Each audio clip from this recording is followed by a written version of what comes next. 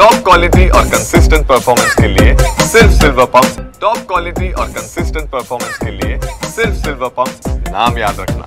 जालना जिल्ह्यात अनेक ठिकाणी जलजीवन मिशनच्या कामाचा बोजवारा उडाल्याचं पाहायला मिळत आहे। काही ठिकाणी निकृष्ट दर्जाची कामे तर काही ठिकाणी बोगस झाल्याचा आरोप जो आहे तो ग्रामस्थांकडून वारंवार करण्यात येत आहे।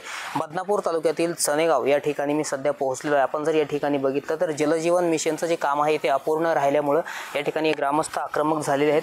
थेट टाकीवरती चढून या ठिकाणी या ग्रामस्थांनी आंदोलन सुरू केलेलं आहे। या ठिकाणी महिला बी आहे, पुरुष सुद्धा आहे आणि खाली सुद्धा काही ग्रामस्थ या ठिकाणी उभा राहायला आपल्याला पाहायला मिळत आहे। खरं तर गेल्या काही दिवसापासून या ठिकाणचं जलजीवन मिशनचं जे काम आहे ते अपूर्ण राहिल्यामुळे हे ग्रामस्थ जे आहेत ते आक्रमक झाल्याचं चित्र आपल्याला पाहायला मिळत आहे।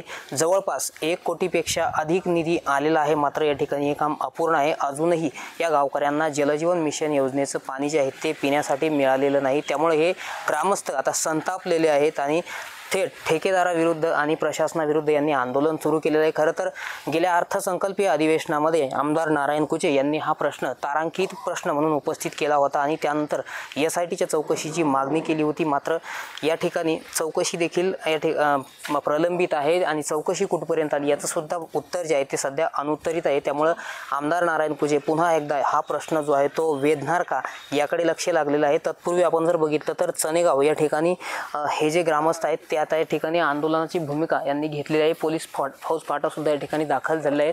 कुठल्याही परिस्थितीत खाली उतरण्यास ते नकार देत असल्याचं चित्र जे आहे ते आपल्याला पाहायला मिळत आहे। त्यामुळे हा जो प्रश्न आहे जलजीवन मिशन योजनेचा तो पुन्हा एकदा ऐरणीवर आलेला आहे आणि या संबंधित कामाची आता तरी चौकशी होणार का हा सवाल जो आहे तो उपस्थित होताना आपल्याला पाहायला मिळत आहे। आपण जर बघितलं तर काही ग्रामस्थांसोबत आपण संवाद साधण्याचा प्रयत्न करू। आमचं काम रद्द का ठेवलं? आम्ही गुत्तेदाराला फोन करू तो म्हणतो उद्या करू, आज परवा करू, असं करू 12 महिने झाले, 18 महिने झाले तरी आमच्या टाकीचं काम पूर्ण होईना। याचा आम्हाला ताबडतोब उत्तर लागतं। बरं, आता पुढचा इशारा काय तुमचा? आम्ही टाकीवर उड्या खाणार नाहीच काम जर चालू केलं उद्या तर। किती दिवसापासून हा प्रश्न प्रलंबित आहे? हो 18 महिने झाले तर अजून अर्ध काम झालं आणि अर्ध काम रद्द ठेवलं। त्याच्यामुळं आम्ही हे करणारी तर नक्कीच कुठल्याही परिस्थितीमध्ये हे काम सुरू झालं नाही तर आम्ही टाकीवरून उड्या खाऊ असा इशारा जो आहे तो या महिला या ठिकाणी देताना पाहायला मिळत आहे। अजून काही आंदोलक आपल्यासोबत आहे, पण त्यांच्यासोबत संवाद साधण्याचा आपण यांच्यासोबत संवाद साधण्याचा प्रयत्न करूया। आज तुम्ही खरं तर टोकाची भूमिका घेतलेली आहे आणि थेट जवळपास 50 ते 60 फूट इतकं उंच हे अंतर आहे। इतका टोकाचा निर्णय घेतला आहे, काय कारण आहे?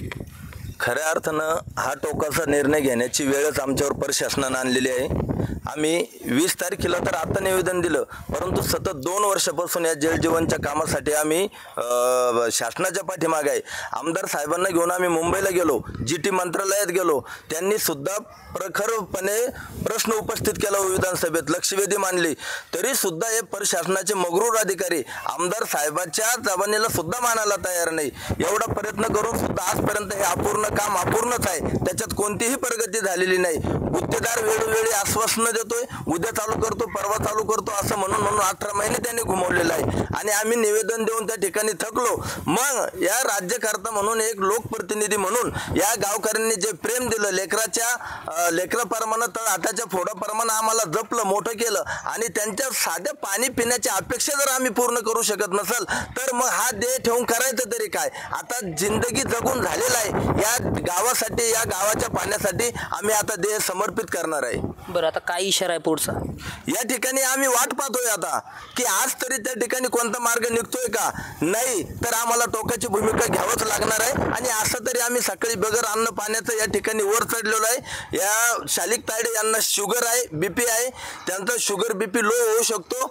हा सुद्धा बिमार आहे, रात्रीच त्याला ॲडमिट केलं जटाळे साहेबाकडं, तो सुद्धा त्या ठिकाणी काही पोटाचा अन्नात कण नाही, तो सुद्धा त्याचं BP हाय प्रेशर होऊ शकतो, लो BP त्याचा होतो, ती बिमारी त्याला चालू आहे आणि मी तरी केवढं जगणार आहे। म्हणून आपोआप त्या ठिकाणी त्याग आमचा होणार आहे आणि आम्ही शेवटच्या श्वासापर्यंत त्या ठिकाणी लढाई लढणार आहे। बरं, खरं तर बदनापूरचे आमदार नारायण कुचे यांनी विधानसभेत अर्थसंकल्पीय अधिवेशनामध्ये हा तारांकित प्रश्न म्हणून उपस्थित केला आणि संबंधित अधिकारी आणि कर्मचाऱ्यावरती त्यांनी ताशेरे ओढले होते। त्यांनी असं सुद्धा म्हटलं होतं की प्रशासक राज असल्यामुळे अधिकारी, कर्मचारी, ठेकेदार हे मनमानी करत आहे, त्यामुळे पुन्हा एकदा तुम्ही तुम्ही आमदार साहेबांसोबत काही संपर्क करणार आहात का? मी या ठिकाणी आमदार साहेबांना विनंती करतो, माझं बोलणं पण झालेलं आहे.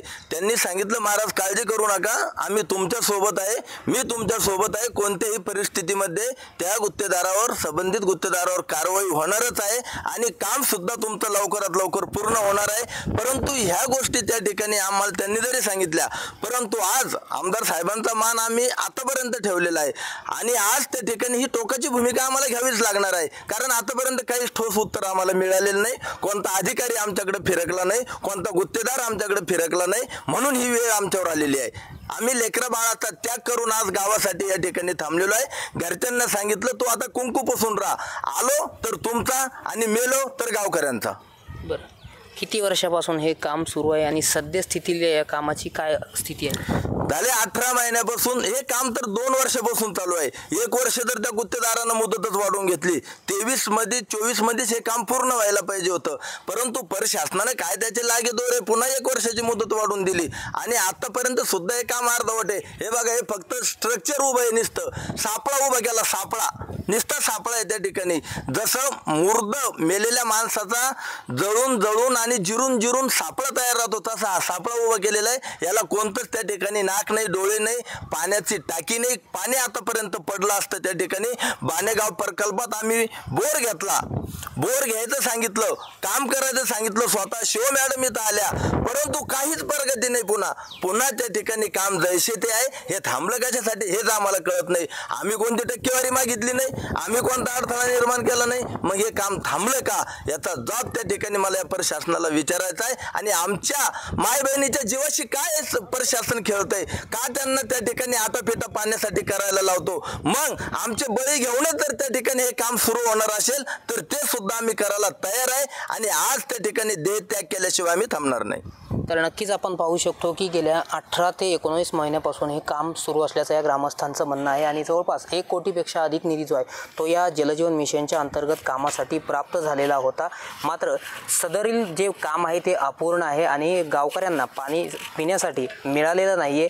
आमदारांनी सुद्धा यांना आश्वासन दिलेलं आहे की तुमच्या पाठीशी मी आहे, कारवाई होणारच आहे. त्यामुळे पुन्हा एकदा आमदार नारायण कुचे हे आता अधिकाऱ्यांवरती त्यांना काय जाब विचारणार आहे हे पाहणं महत्त्वाचं ठरणार आहे आणि हे काम सुरू होतं का याचा पूर्ण चौकशी होते का हे देखील पाहणं महत्त्वाचं ठरणार आहे. रामनाथ ढाकणे, TV9 मराठी, सनेगाव, बदनापूर.